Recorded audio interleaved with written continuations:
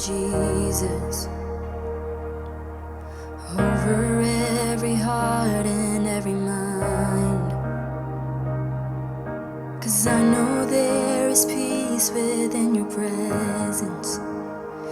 I speak Jesus.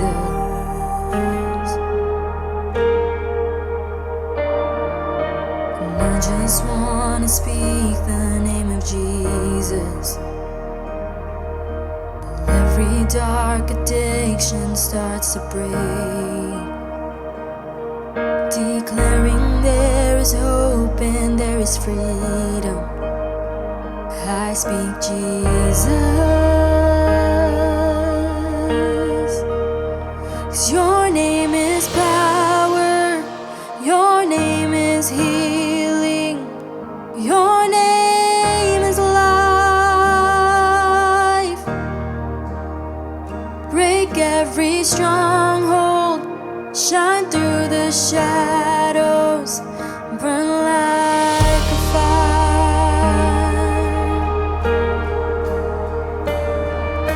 And I just wanna speak the name of Jesus over fear and all anxiety, to every soul held captive by depression. I speak Jesus. Oh, 'cause your name is power, your name is healing, your name is life. Break every stronghold, shine through the shadows, burn like a fire. Your name is power, your name is healing, your name is life. It is life. Break every stronghold, shine through the shadows, burn like a fire.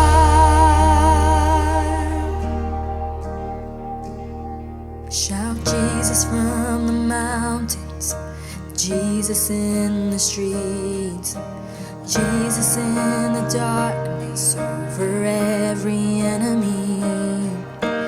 Jesus for my family, I speak the holy name, Jesus.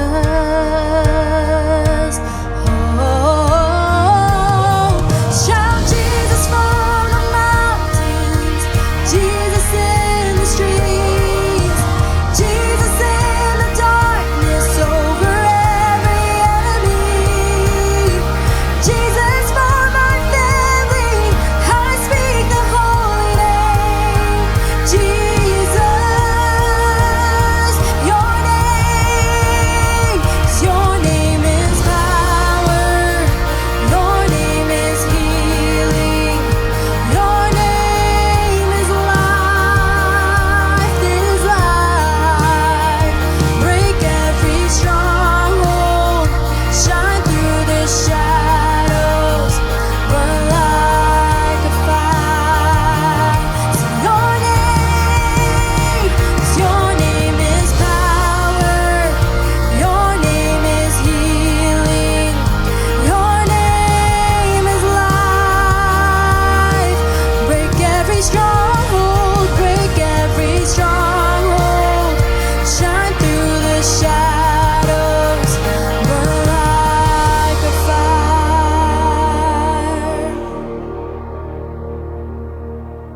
I just wanna speak the name of Jesus over every heart and every mind. 'Cause I know there is peace within your presence. I speak Jesus.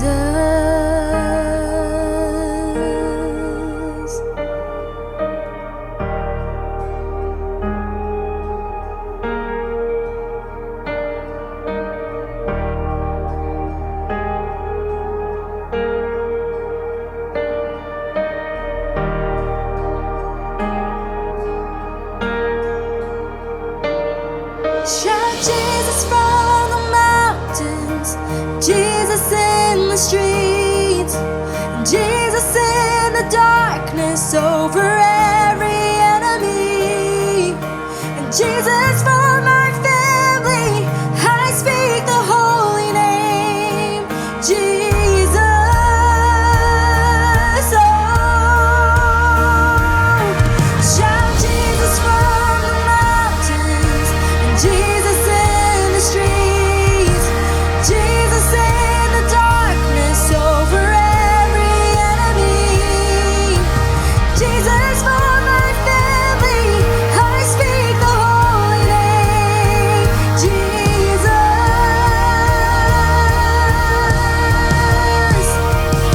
Shout Jesus from the mountains, Jesus in the streets, Jesus in the darkness over every enemy, Jesus for my family.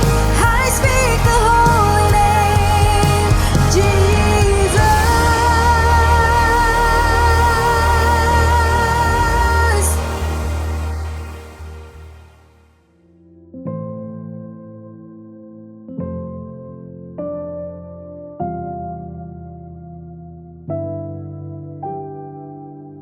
Selamat pagi Bapak Ibu yang dikasihi Tuhan Yesus Kristus. Selamat hari Minggu. Pagi hari ini kita masih sama-sama belajar tentang kebenaran firman Tuhan di bawah satu seri khotbah kebenaran tentang pengampunan, di bawah satu tema yaitu penipuan setan tentang pengampunan Allah. Namun sebelum kita mendengarkan firman Tuhan, mari kita bersatu di dalam doa. Bapa di surga, kami bersyukur untuk saat ini Tuhan. Kalau kami boleh ada sebagaimana kami ada, kami percaya itu semua karena berkat, kasih karunia dan anugerah-Mu bagi setiap kami. Kami sadar kami penuh dengan dosa dan kesalahan Tuhan. Karena itu kami mohon, ampuni kami Tuhan, layakkan kami Tuhan untuk boleh duduk diam dekat kaki-Mu, kembali mendengar suara-Mu. Pimpin kehidupan kami ya Tuhan, dan mampukan kami untuk boleh mengerti akan firman Tuhan. Berkati hamba yang menyampaikan, dan juga berkati setiap kami yang mendengarkan dimanapun berada. Di dalam nama Tuhan Yesus Kristus kami berdoa. Amin. Bapak Ibu, saya akan membacakan Wahyu 12 ayat 10. Dan aku mendengar suara yang nyaring di sorga berkata, sekarang telah tiba keselamatan dan kuasa dan pemerintahan Allah kita dan kekuasaan Dia yang diurapinya. Karena telah dilemparkan ke bawah pendakwa saudara-saudara kita yang mendakwa mereka siang dan malam di hadapan Allah kita. Saya buka khotbah ini dengan sebuah kisah yang terjadi di Maret 2012.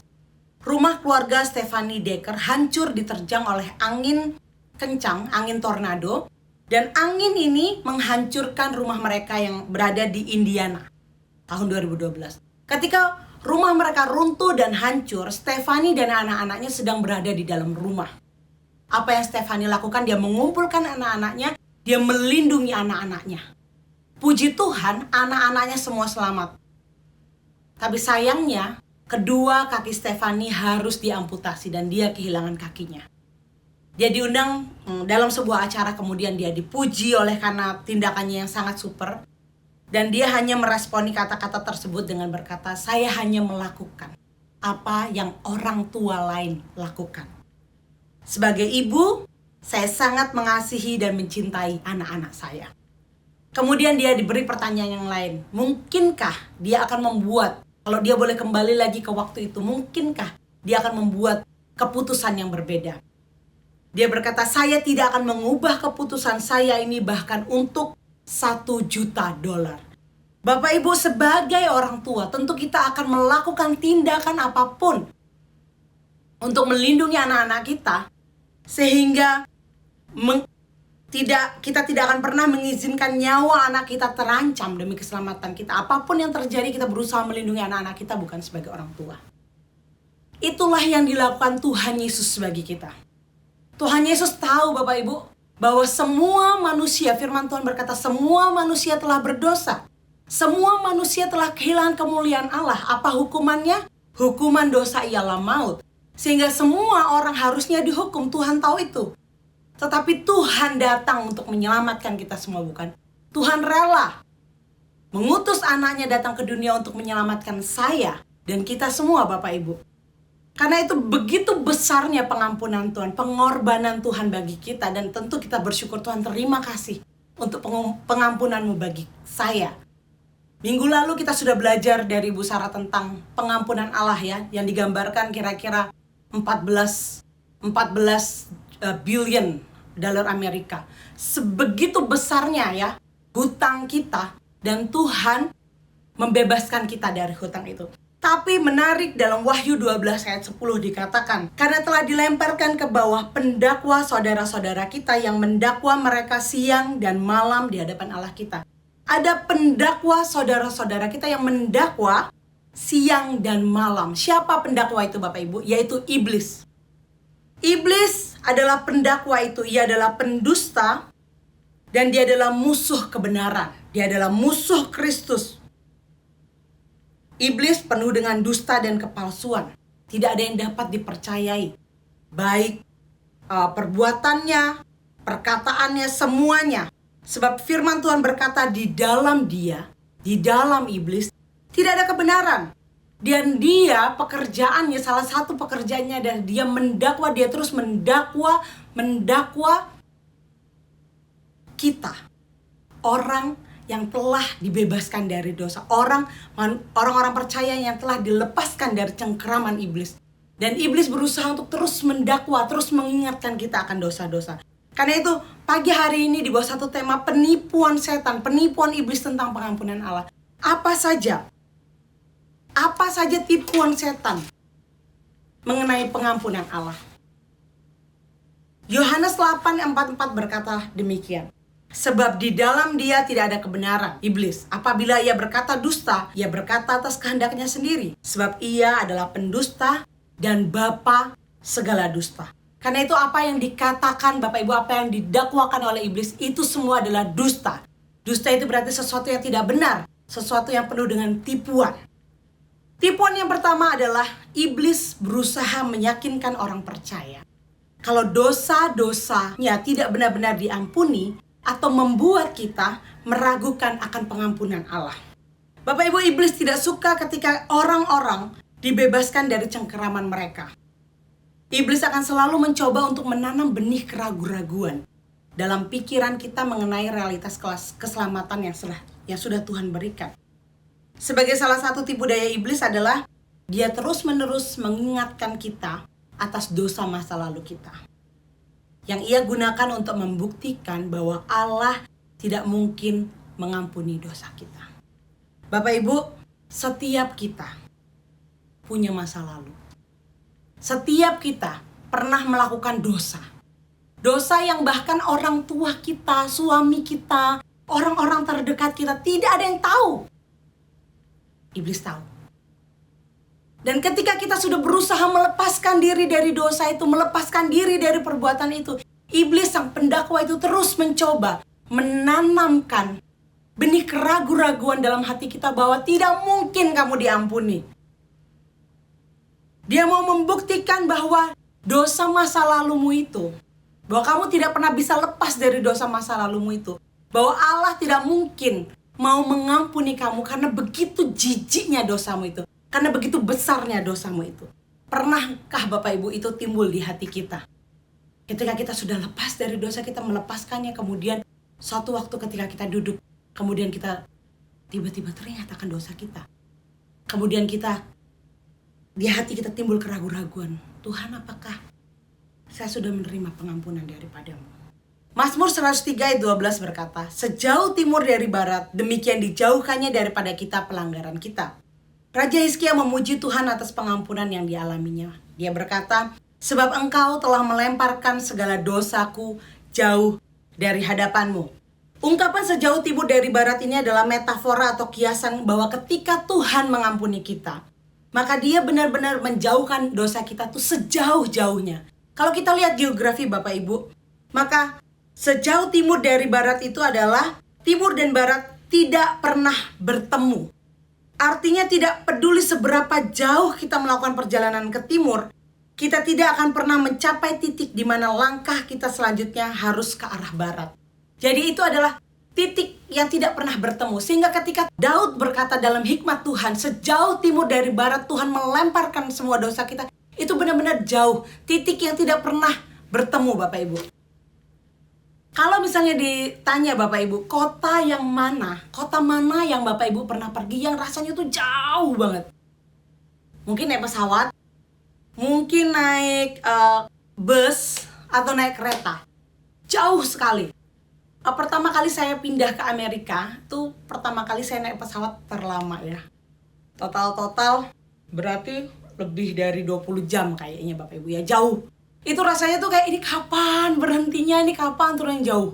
Itu pengalaman naik pesawat. Kemudian saya pernah juga naik bus pertama kali dari Bengkulu ke Jogja untuk kuliah. Dan itu kalau tidak salah 2 malam 3 hari. Itu pertama kali ke Jogja dan pertama kali naik bus sejauh itu. Rasanya tuh kayak kapan sampainya, kapan turunnya, jauh banget Bapak Ibu.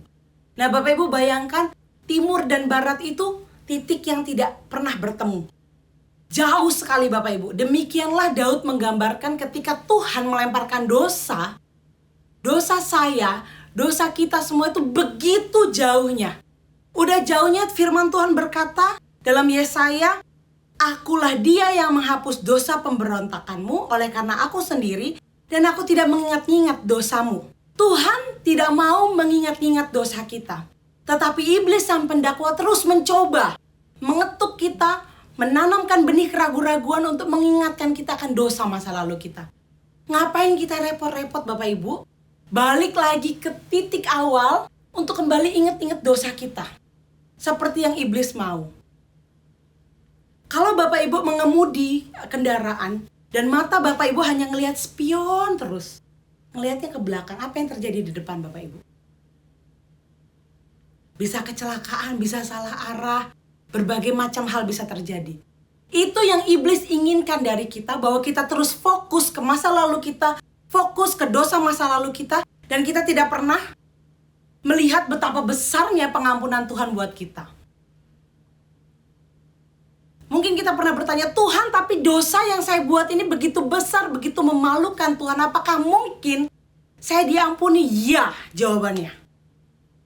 Begitu besar kasih Tuhan. Bahkan dalam Mazmur 103 ayat 11 dikatakan, setinggi langit di atas bumi.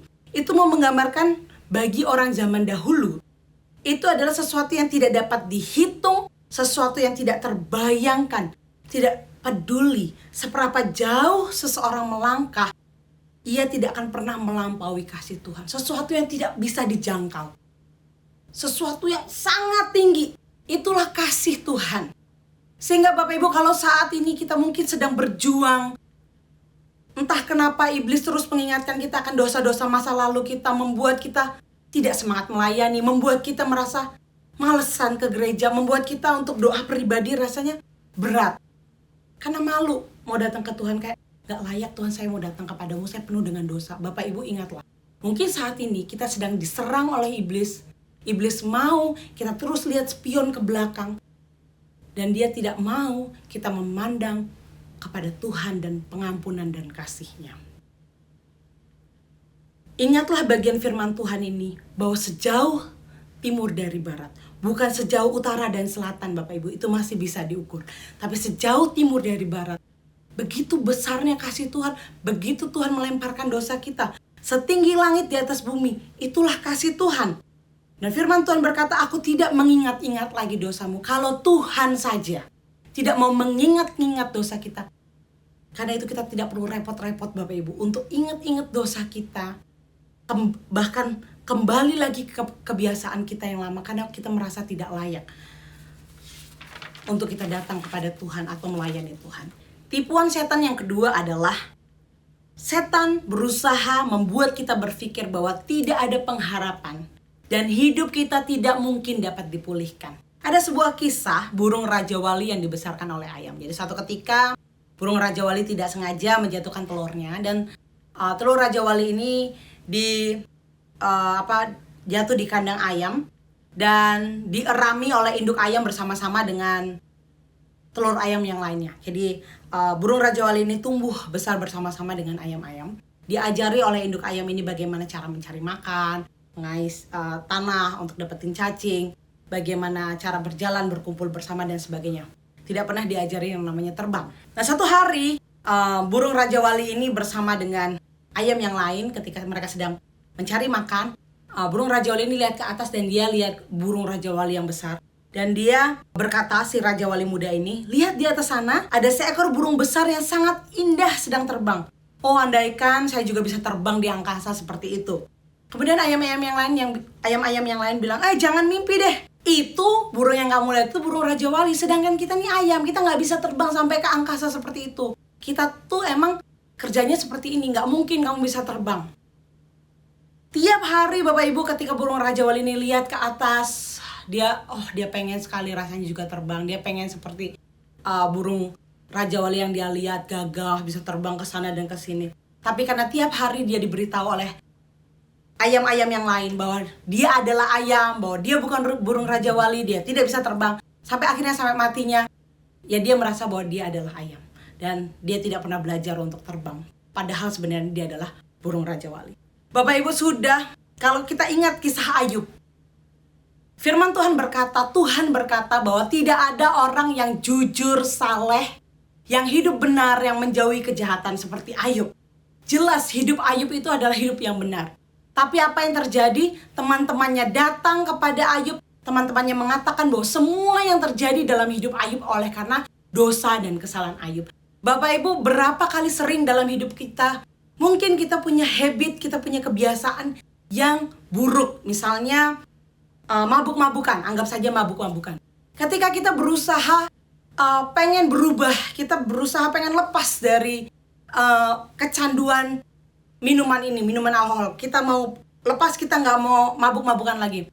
Ketika kita cerita ke teman-teman bilang, udahlah ngapain sih, kamu nggak mungkin bisa lepas dari mabuk-mabukan, udahlah gini aja. Ketika mungkin kita udah kecanduan yang samanya media sosial dan kita pengen lepas, kemudian teman-teman kita bilang, mana bisa kamu lepas dari media sosial, itu tuh udah kayak nafas buat kamu tiap hari kerjaanmu itu. Kita mau lepas dari apa Bapak Ibu yang sekarang lagi tren? Drama Korea misalnya, nggak mungkin bisa lah. Bahkan mungkin kasih updatean yang terbaru yang membuat kita makin nggak bisa lepas dari kecanduan. Suka boleh Bapak Ibu, tapi kalau sudah kecanduan kan itu udah jadi dosa ya.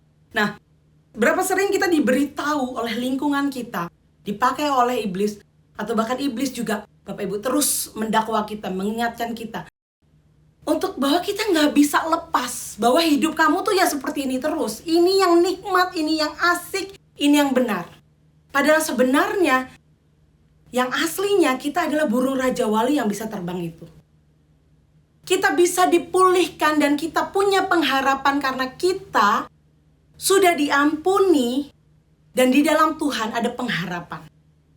Kita tahu Bapak Ibu, di dalam Alkitab ada dua tokoh paling tidak yang kehidupannya dipulihkan dari dosa, yaitu Daud dan juga Petrus. Petrus ketika dia setelah menyangkal Tuhan Yesus ya, kemudian dia dipulihkan. Daud setelah dia melakukan dosa, kasus Batsheba dan juga membunuh Uria, ketika dia diampuni, hidupnya dipulihkan. 2 Korintus 5:17 berkata demikian. Siapa yang ada di dalam Kristus, ia adalah ciptaan yang baru. Yang lama sudah berlalu, sesungguhnya yang baru sudah datang. Kita adalah ciptaan baru. Dan firman Tuhan di bagian yang lain, Roma 8:2 berkata, Roh yang memberi hidup telah memerdekakan kamu dalam Kristus dari hukum dosa dan hukum maut. Bapak Ibu, kita sudah merdeka, kita adalah orang-orang merdeka. Tidak hanya itu, di dalam Tuhan kita adalah ciptaan baru. Sehingga ketika iblis mendakwa kita atau orang-orang sekitar kita mengatakan tidak mungkin hidup kita dipulihkan, tidak mungkin ada pengharapan. Oleh karena habit dosa kita, oleh karena mungkin sesuatu yang sangat sulit kita lepaskan, tapi kita tahu itu dosa Bapak Ibu. Ingatlah bahwa ketika kita sudah datang kepada Tuhan meminta pengampunan, kita adalah ciptaan yang baru. Ciptaan baru itu artinya bahwa kita sudah menanggalkan hidup kita yang lama.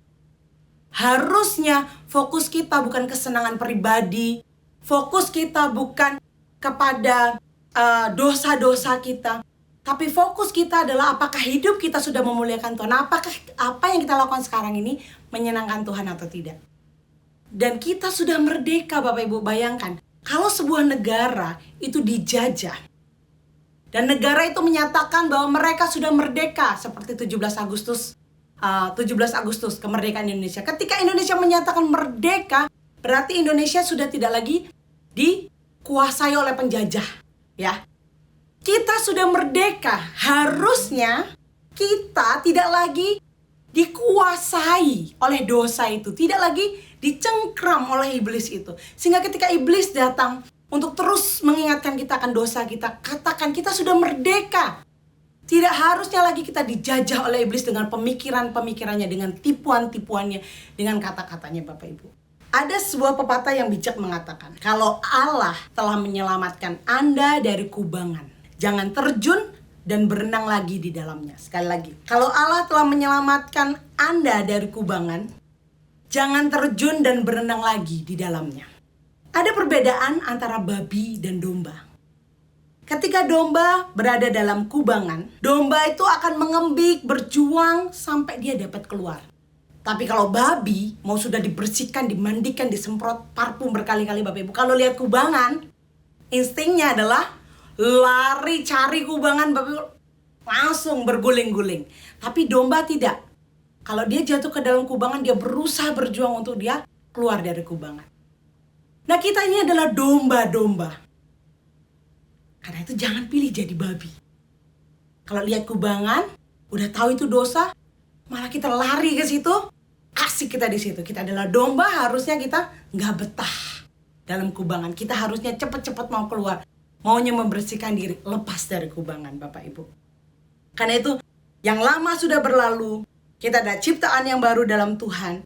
Kita membenci hal-hal duniawi yang berbau kedagingan, dan tujuan, perasaan, keinginan kita sangat berbeda.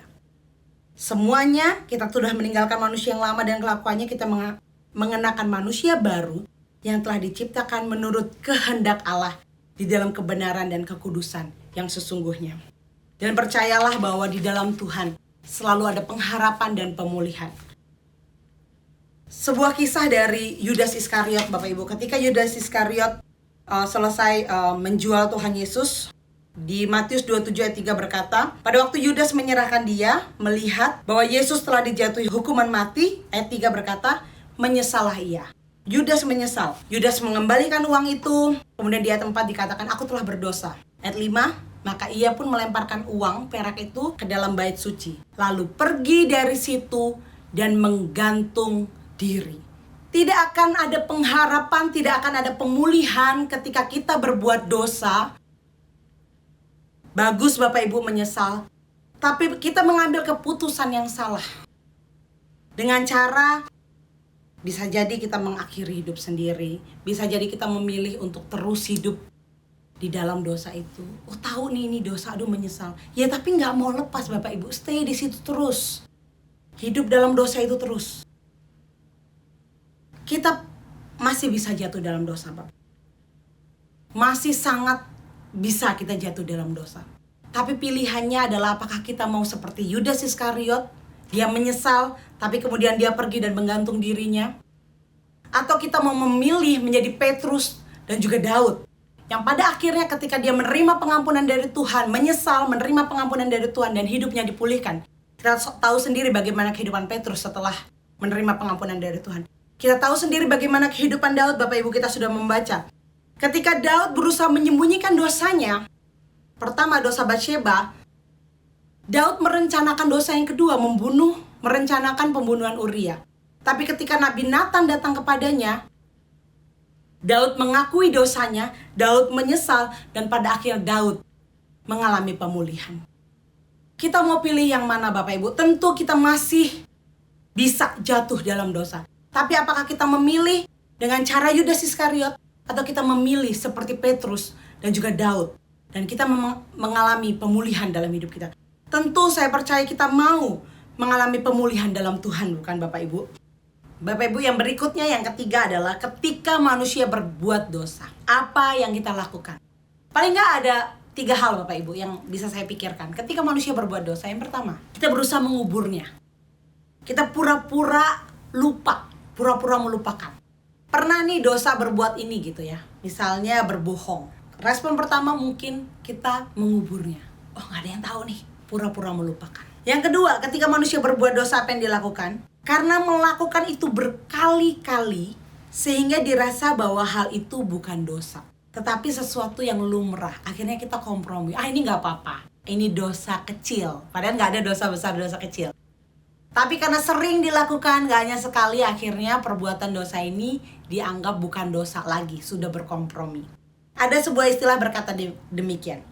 Commit a sin twice and it will not seem to be a sin.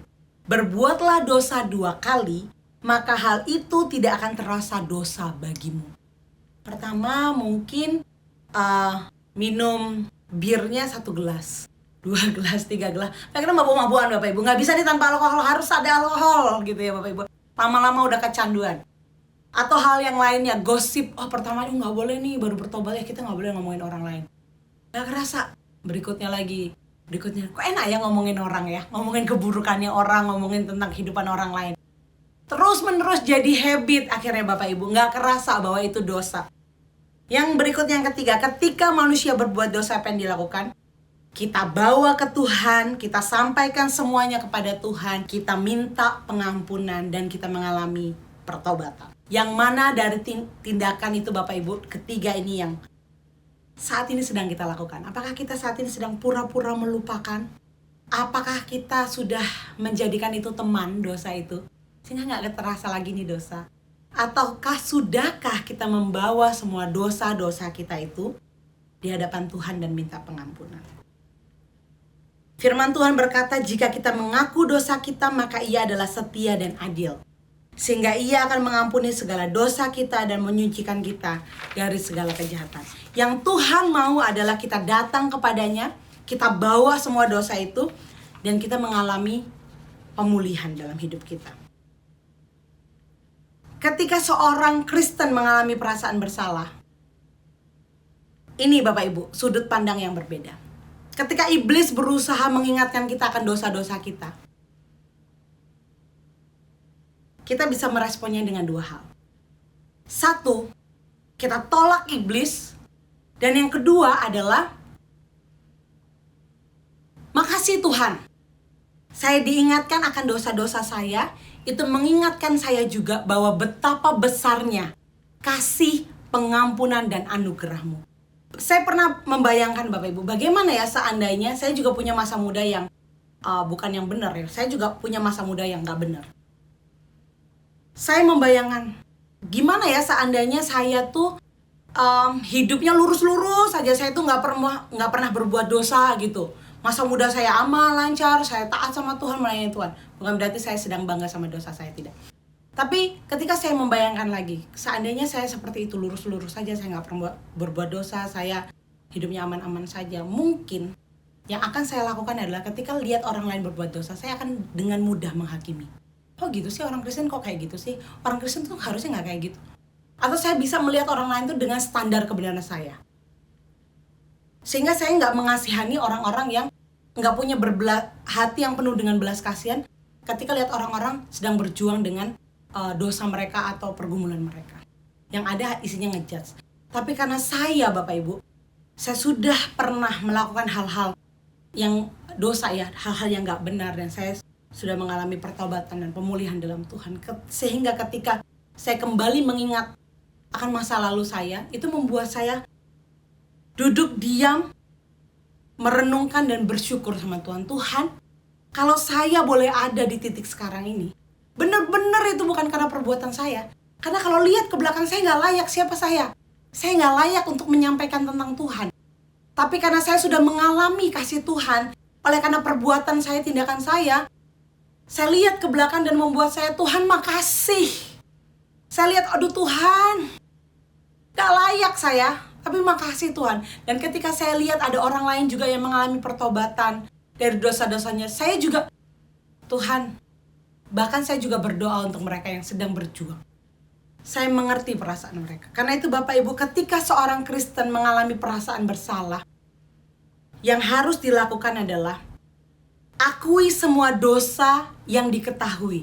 Yang saat ini kita ingat Bapak Ibu, yang kita tahu ketika firman Tuhan ini disampaikan, kita ingat sama dosa-dosa kita. Langsung kita akui semua dosa itu di hadapan Tuhan. Tuhan, ini dosa yang saya ingat saat ini. 1, 2, 3, 4, 5, 6, 7, semuanya. Perasaan bersalah itu pantas, karena itu membuat kita tergerak untuk datang kepada Tuhan, mengakui dosa itu dan meminta pengampunan.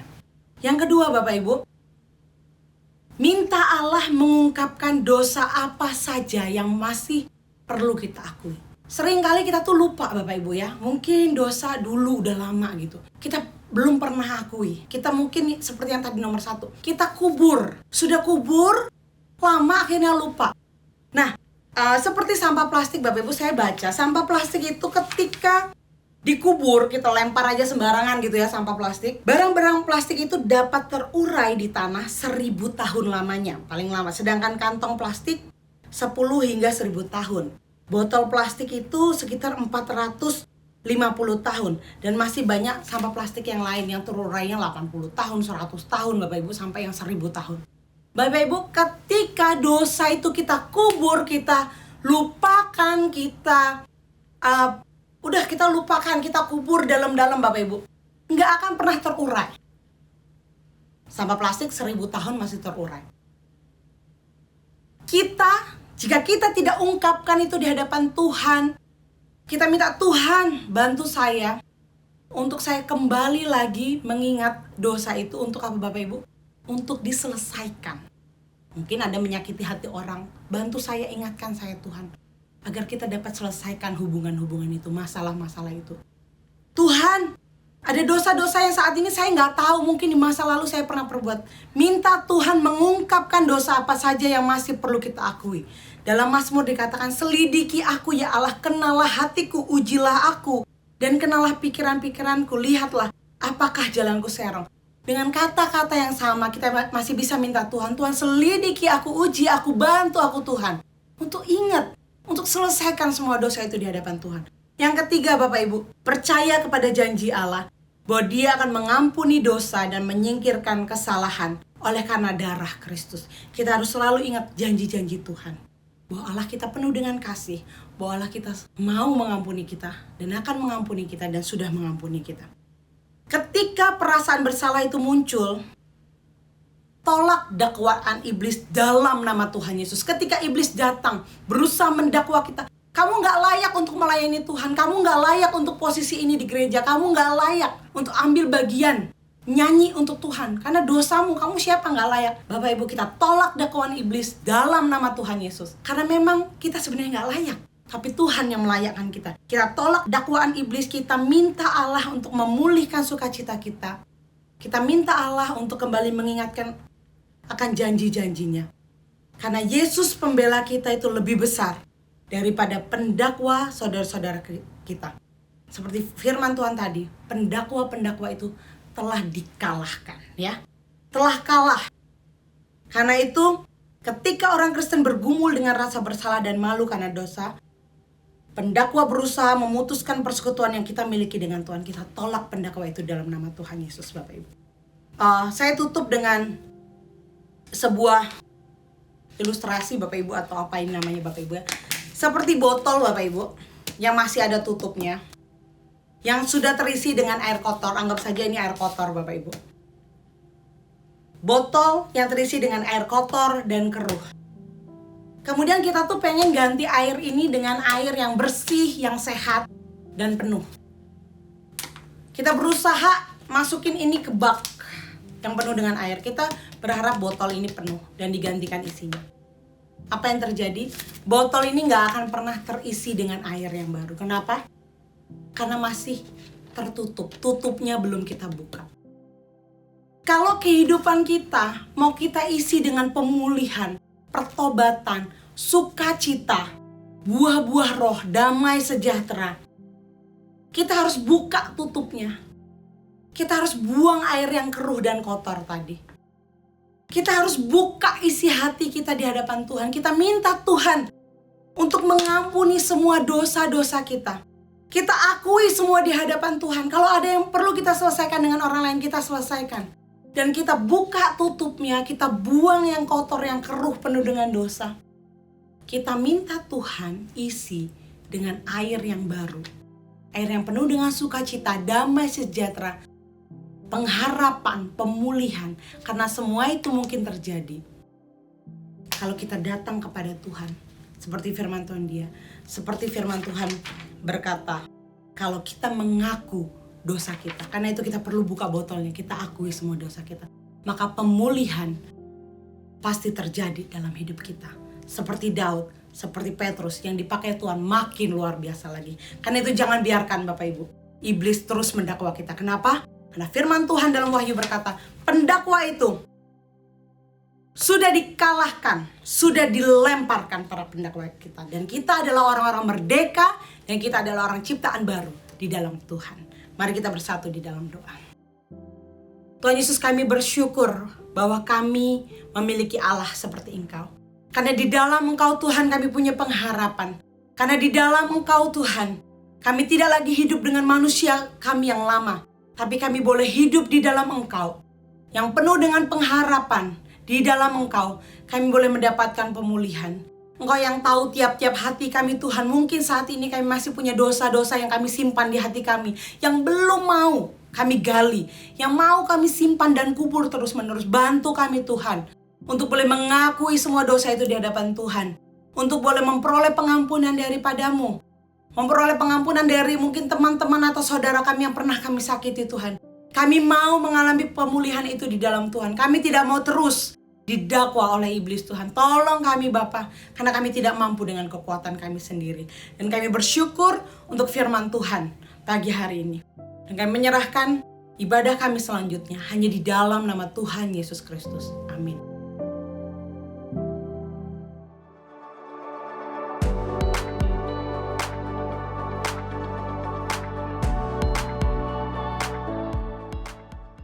Bapak Ibu, kita akan menutup ibadah kita. Kiranya firman Tuhan yang telah disampaikan boleh menjadi berkat bagi kita semua. Kita akan tutup ibadah kita dan terimalah berkat Tuhan. Tuhan memberkati engkau dan melindungi engkau. Tuhan menyinari engkau dengan wajahnya dan memberi engkau kasih karunia. Tuhan menghadapkan wajahnya kepadamu dan memberi engkau damai sejahtera. Amin.